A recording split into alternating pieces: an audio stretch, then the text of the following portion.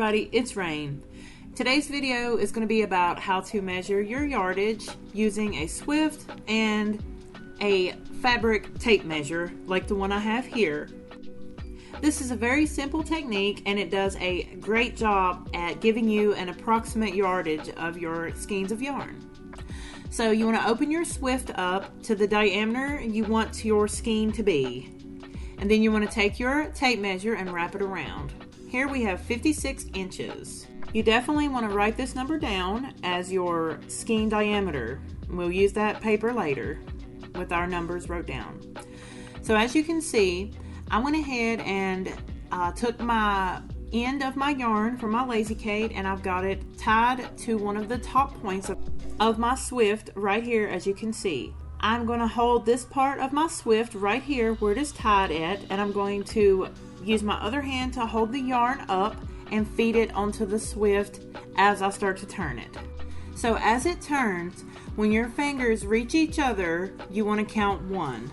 Then they reach each other again, 2, 3, 4, 5, just like so. Each time your hands meet together at that point where you have your skein tied, you want to count. And you just keep counting up all the way around until you have all of your yarn wrapped onto your Swift. So if you'd like to, jump in the comments right now and take a guess at how many wraps around we'll get out of this skein. Go ahead, go right now in the comments and make your guess. If you would like to, of course. I would absolutely love to have a motorized Swift one day. I know that they exist. I'm going to have to get me one because my arm was getting really tired near the end. 34, 35, 35 and a half. So if you guessed 135 and a half, you would be correct. Or just 135. I'll take that as correct also. So the first thing I'm going to do is take my end and kind of tie like a half knot up here just to get it out of the way. Now let's get into the math really quick and get that done, and then I'm going to show you a neat way to tie your skein so you can set your twist. So if you remember, we have 56 around. We have 135 wraps around that. So we take 135 times 56, that equals 7,560 inches. 1 yard equals 36 inches. Then we take 7,560 divided by 36 and we get 210 yards approximately in this skein of yarn. That's the simplest way I can explain it. I hope it was enough to be able to understand. And for anyone that uses centimeters, you just plug in your centimeters and where your inches would be and your meters where your yards would be, and just do the math that way. So to tie my skein, I'm using like crochet thread, cotton thread. That's what I prefer to use. You could use any thread that's not going to melt if you're going to dye this. So I'll take 1/3 of the skein and pull it from behind. I pull it from behind and then weave it up through and split another 1/3 off and push it from the front to the back and then wrap it around the top. Make sure you don't get any part of your Swift caught up in this, and then push it back through that same hole. Make sure you don't overlap any of your yarn that's going through. Make sure you get the right spot that is split evenly, and then pull it back through the bottom hole, and then I just kind of even it up, and I'm going to tie a knot nice and securely. I use a surgeon's knot. You can look up how to do that. It's just pretty much making a knot, only you're pulling the tail through a few extra times to make it nice and secure.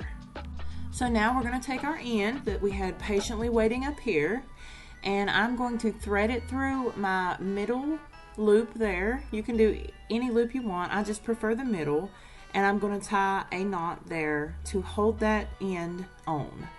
That way, like if somebody purchases this skein, they'll know exactly where their ends are, and it won't be a hassle to find them, and nothing's going to come loose this way, and it works perfectly every time, just like that. Here is a cute little diagram that I wanted to show you of how I tie the knot. I call it a butterfly knot. It's pretty much like a half butterfly knot, but this is how I tie it right here. So we skip a section and we go to the next section after that. There are 6 sections on my Swift, and I'm going to be tying 3 ties. I usually tie 3 to 4 ties every skein. So I'm going to show you that one more time. If you don't want to watch it, that's fine. You can skip ahead to me taking it off the Swift if you'd like. And the only time I use less than 3 ties is if it's like a mini skein or something like that, and then I will only do 2 ties. And also, I wanted to say, if you have a bigger than 100 grams or like 8 ounces of yarn or something like that, you might want to split your butterfly knot into 4 sections of yarn instead of just the 3 here, like I'm showing you now. So you guys let me know what you're doing for Thanksgiving tomorrow. Can y'all even believe it's Thanksgiving already? Like, where did the year go? It's just poof, it's gone, you know? We're probably just going to have a little family get-together, a little family meal at Grandma's house tomorrow. That's usually what we do each year. So I'm excited for that. The kids are excited too. Let me know what you guys are doing in the comments if you'd like. So fun fact about this skein of yarn in particular, it was supposed to be sock yarn for my husband. But since I spun the original sock yarn that I made for myself on the Eel Nano and didn't have the Ashford at the time, it turned out a little bit thicker than I had hoped for. So this is 210 yards per 100 grams, which as you can tell is not fingering weight, it's more of a DK. But I have something really special planned for this, and I cannot wait to show y'all. So I always grab one end of my skein and then loosen up my Swift and just kind of pull it off just like so, and then lift it up and off of the Swift. So this really is one of my favorite sock yarn blends. It's all natural, no polyester, no nylon, anything like that. And it is very hard wearing, hardy, and I hope really soon I can either get enough to send to a meal so I can offer enough for you guys that everyone wants to try one can.